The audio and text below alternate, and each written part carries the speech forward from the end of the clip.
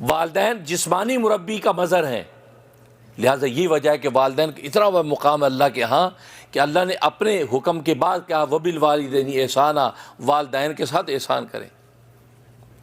بھی اللہ کی ذات کہاں، اللہ نے خالق نے اپنے ساتھ ہی اگر کسی کا حق بیان کیا تو والدین کا بیان کیا، اتنا اونچا مقام۔ اس لیے اتنا اونچا مقام ہے کہ دنیا میں اللہ تبارک و تعالی نے اپنے جسمانی مربی ہونے کا مظہر اگر کسی کو بنایا کہ والدین کو بنایا ہے۔ کیوں؟ اس لیے کہ اللہ تو خالق ہے اور والدین سبب تخلیق ہے۔ اللہ نے ان کو تخلیق کا سبب بنایا ہے، سبب کے طور پہ اللہ نے ان کو چنا ہے، جس کی وجہ سے اللہ تبارک و تعالی تخلیق منظر عام پر آ گئی۔ اس لیے اللہ تبارک و تعالی والدین کو اتنا اونچا مقام دیا کہ قرآن کریم میں اپنے حق کے بعد والدین کا حق ذکر کیا۔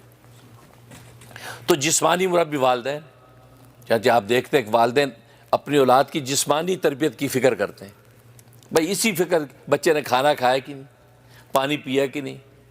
اب تبلیغی جماعت میں بچہ چلا جاتا، مائیں ہمیں فون کرتی ہیں، مفتی صاحب وہاں کھانا تو ٹھیک ملتا ہے نا، وہ چلے پہ گیا ہے، بہت اچھی بات ہے کہ جی کھانا ملتا ہے وہاں ٹائم پہ، ہاں جی ملتا ہے ٹائم پہ، بھائی بہت ملتا ہے۔ اچھا پتہ نہیں اس کو تو اپنے گدے کے علاوہ نیند ہی نہیں آتی تھی، اس نے اپنا بیڈ روم سجا رکھا تھا، پتہ نہیں سو بھی پائے گا کہ نہیں۔ یہ وسوسے، کیونکہ والدین جسمانی تربیت کی بات ہوتی ہے، یہی باتیں کریں گے۔